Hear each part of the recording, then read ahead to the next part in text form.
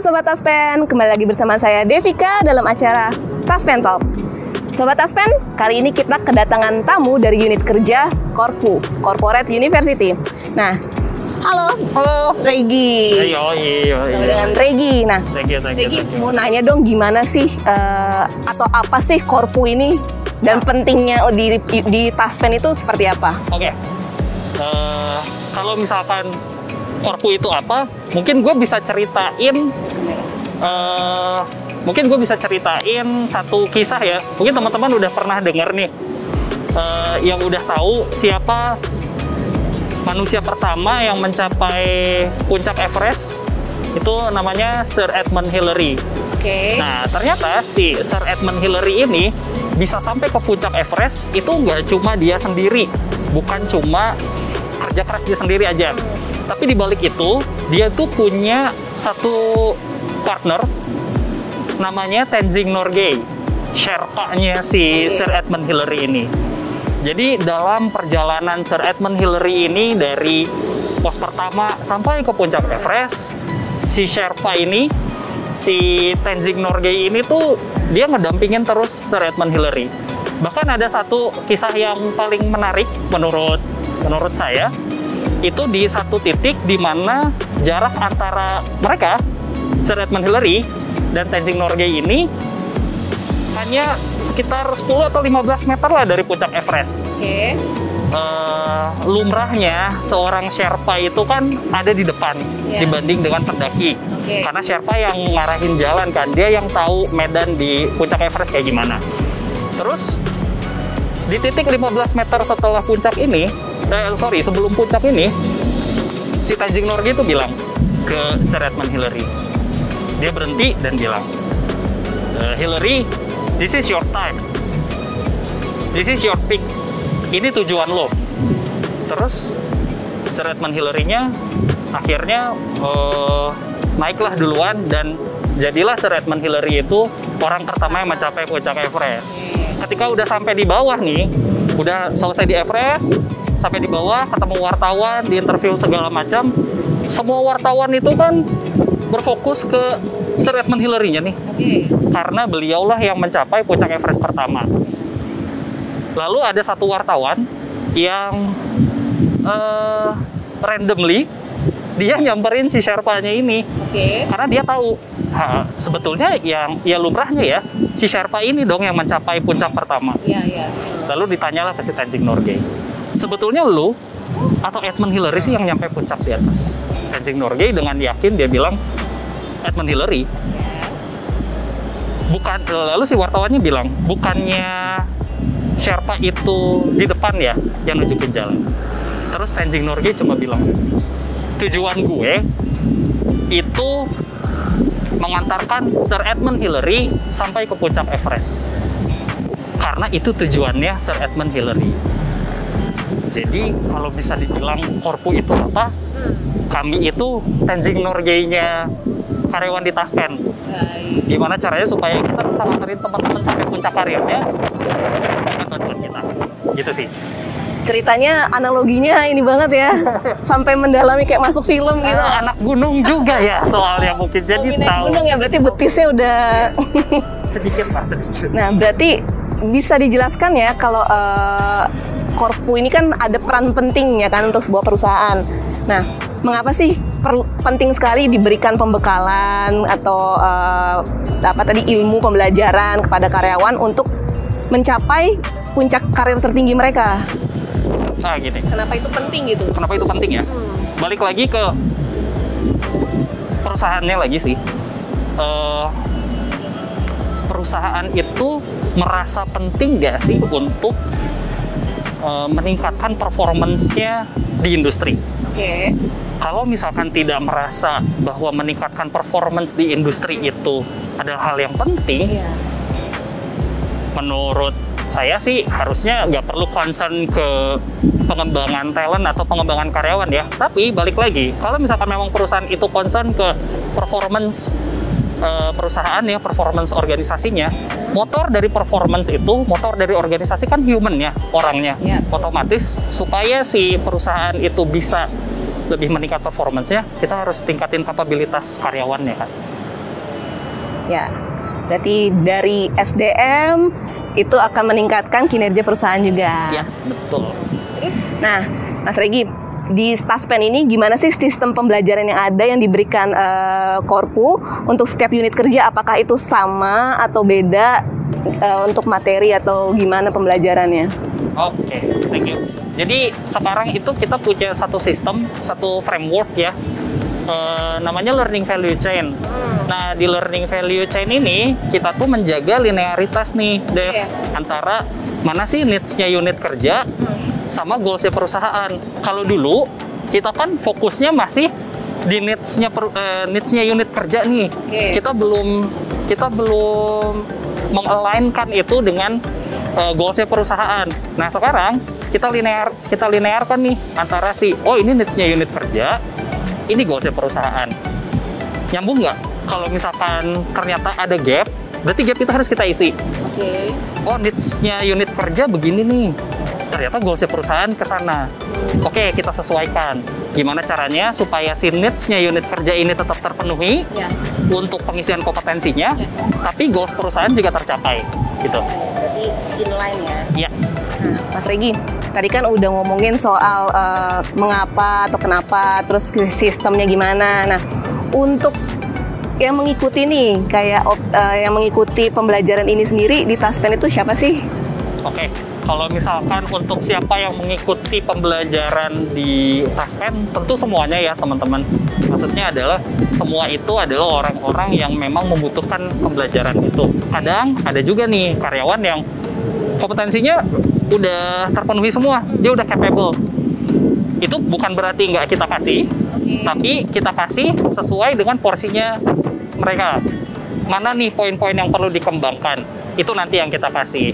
Tapi tetap kita prioritasnya adalah gimana supaya si pengembangan kompetensi karyawan, pengembangan kapabilitas ini bisa support yang tadi, bisa support goals-nya perusahaan itu kemana. Oke, nah setauku ya, selayaknya kita orang Taspen juga. Kita kan sering banget tuh ada kayak kuis atau pembelajaran lewat digital tuh. Nah, itu mungkin ada teman-teman yang masih belum tahu, sobat Taspen yang belum tahu gimana sih cara ngakses kita kenapa mengubah ke digital atau gimana caranya kita mengakses itu lewat digital. Oke, sekalian promosi dong ya ini ya. Oke. Jadi buat teman-teman semua, teman-teman di Taspen, sekarang kita kan sudah mengoptimalisasikan kembali sistem e-learning kita nih. Jadi teman-teman nanti bisa dibuka di SSO-nya, single sign on. Di sana udah ada link ke simple.taspen.co.id. Atau juga teman-teman bisa untuk sementara download di Play Store platform e-learning kita. Nanti di sana bisa masukkan alamat websitenya si simple.taspen.co.id. Nah, nanti teman-teman bisa akses di mana aja tuh lewat smartphone-nya. Nah, berarti tadi seluruh karyawan kan bisa mengakses itu juga kan? Bisa mengikuti pembelajaran atau pembekalan. Nah, mau tahu dong gimana sih cara Korpu sendiri itu memilah mana yang baik atau yang maksudnya mana yang diperlukan atau tidaknya oleh seorang karyawan. Kita ngukurnya gimana, kayak tiap unit kerja kan maksudnya beda-beda. Di dalam unit kerja sendiri kan juga beda-beda kebutuhan departemennya. Nah, cara mengukurnya sendiri itu lihatnya gimana? Oke, menarik nih. kita sekarang untuk menganalisa kebutuhan unit kerja itu kita dibantu sama teman-teman dari setiap unit kerjanya. Itu kita sebut learning business partner. Partnernya Korpu nih. Kalau misalkan untuk culture kan ada teman-teman di change agent-nya. Nah, kalau di sini tuh kita ada teman-teman learning business partner. Jadi teman-teman learning business partner ini sebelumnya sudah kita bekali juga dengan teknik-teknik untuk menganalisa kebutuhan training di unit kerjanya. Tentu ada kertas kerja yang harus diisi, ada formnya, ada rangka, ada step-stepnya nih yang harus kita isi. Jadi di sana kita bisa identifikasi mana kebutuhan yang memang wants-nya unit kerja, mana yang needs-nya unit kerja, dan itu support ke goals-nya perusahaan tadi. Nah, nanti di situ juga kita bisa prioritasin nih, mana yang memang bisa jadi prioritas untuk di tahun ini, mana yang bisa kita postpone, mana yang bisa kita elaborate dengan pembelajaran yang lain. Nanti di form itu kita bisa lihat. Jadi kita di Korpu sebetulnya berterima kasih banget sama teman-teman di unit kerja sebagai learning business partner, karena tanpa mereka tuh kita juga masih kesulitan untuk menganalisa dengan 22 unit kerja yang ada sekarang di kantor pusat, 57 kantor cabang juga yang ada di seluruh Indonesia. Kita kesulitan kalau tanpa teman-teman learning business partner. Tapi satu hal yang menarik nih dari Korpu ya, berarti kayak maksud saya adalah seluruh unit kerja, seluruh kantor cabang, pihak Korpu itu juga pasti tahu kan seluk-beluknya, terus bisa belajar itu juga secara nggak langsung kan. Berarti yang paling pinter kalau nggak salah berarti di Korpu ya? Enggak juga sih, karena tetap sistem kita itu gimana supaya partisipatory dari setiap unit kerja itu tetap kita akomodir nih, Dev. Karena yang tahu technical kendala-kendala yang ada di unit kerja masing-masing unit kerja sendiri, itu yang perlu kita tahu. Nah, kalau bicara kapannya nih, kita harus ngasih pembelajaran ke unit kerja atau ke karyawan, itu kapan waktu yang tepat? Menarik, pertanyaan menarik. Kapan waktu yang tepat? Sebetulnya kalau pertanyaannya waktu kapan yang tepat, itu relatif. Itu relatif. Tapi kita tetap fokusnya ada di satu.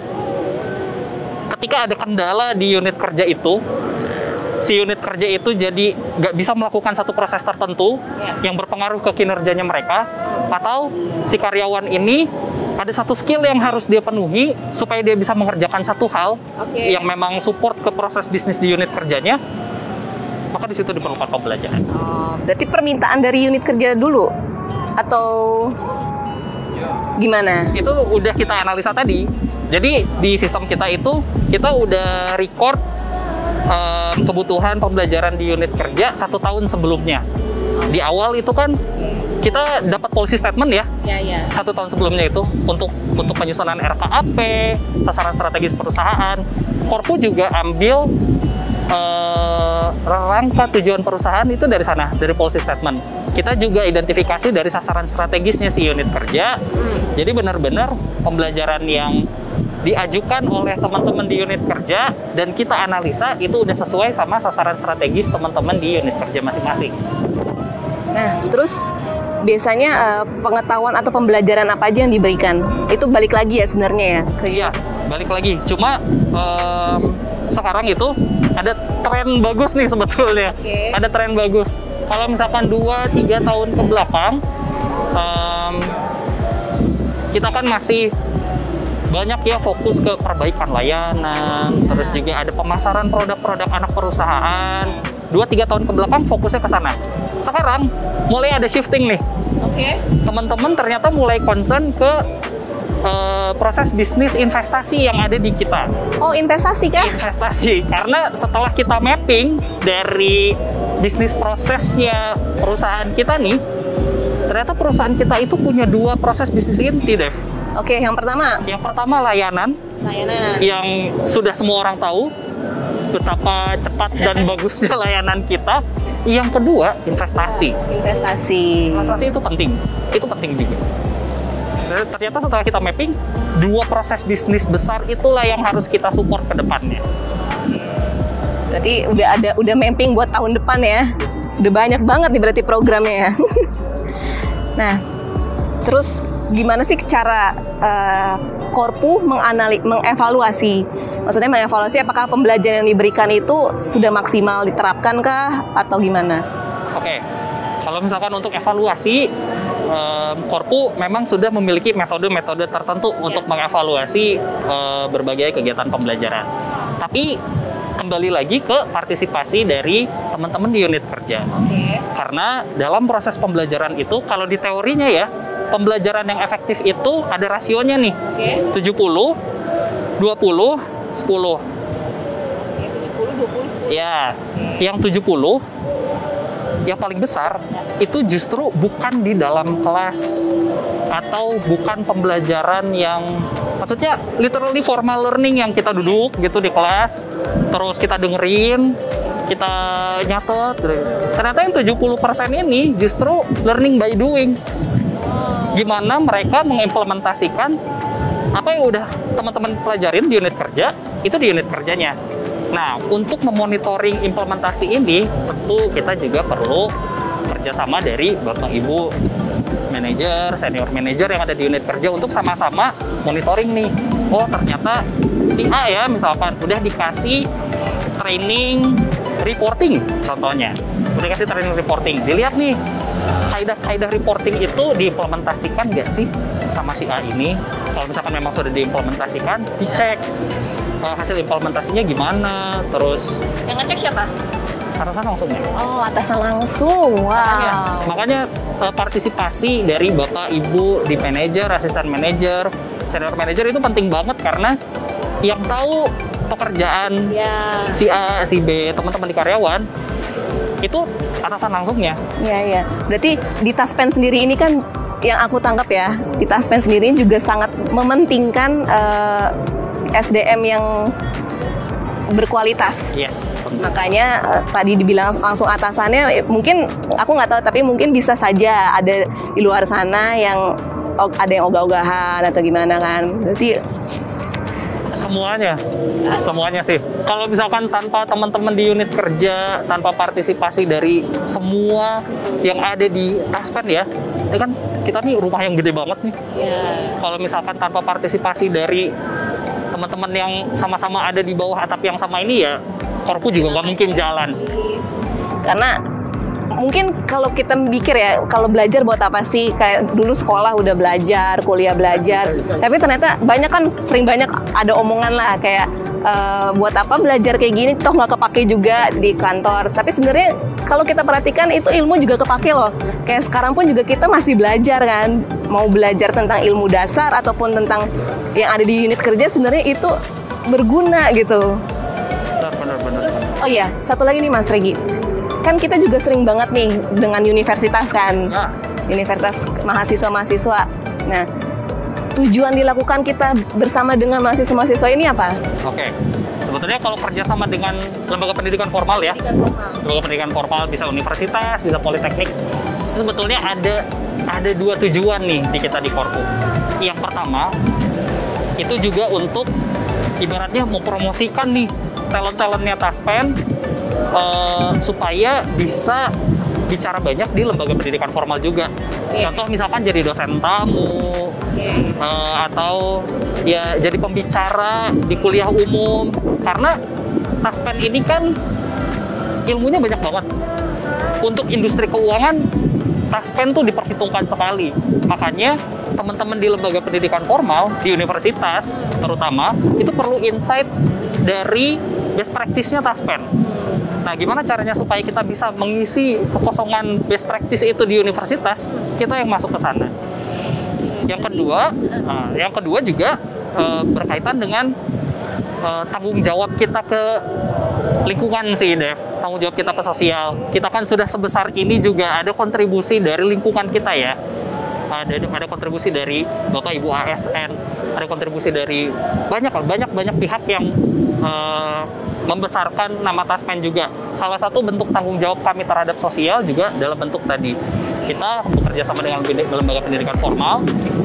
Jadi contohnya misalkan teman-teman di lembaga pendidikan formal ini perlu kerjasama sama kita berkaitan dengan penelitian, atau juga sekarang kan banyak ya yang magang. Terus juga kemarin dari Kementerian BUMN juga kan dari FHCI-nya itu ada program khusus, program magang mahasiswa bersertifikat, yang nanti dari program itu teman-teman mahasiswa bisa diperhitungkan nih. Oh ternyata diperhitungkan, jadi ibaratnya kayak punya pengalaman kerja sendiri gitu untuk magang di BUMN. Nah, Taspen ikut ambil bagian di sana. Berarti sebenarnya secara nggak langsung itu kita saling tukar ilmu ya? Ya, betul. Ilmu dengan lembaga formal tadi. Lembaga pendidikan formal, ya. Seru sekali sih, maksud saya seru sekali kita gimana caranya kita dengan sosial tanggung jawab tadi yang disebutkan. Terus gimana kita belajar ilmu, mau ilmu apapun di sini, jadi kayak nggak pelit, perusahaan ini nggak pelit ilmu lah ibaratnya gitu kan. Nah, Oke. Nah, Mas Regi, kita kan udah ngomong panjang lebar nih ya kan terkait dengan pembelajaran bagi karyawan ataupun juga kesempatan bagi para mahasiswa untuk dengan kita bekerja sama dengan pendidikan formal tadi. Nah, kira-kira ada nggak yang ingin disampaikan untuk sobat Taspen luar sana yang menonton video ini? Oke, thank you Dev.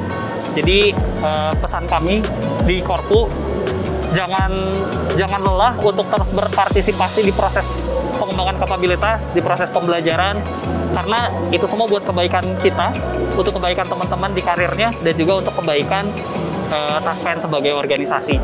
Kalau misalkan organisasi ini besar, itu jadi satu kebanggaan tersendiri buat kita. Itu sih. Oke, sudah? Sudah.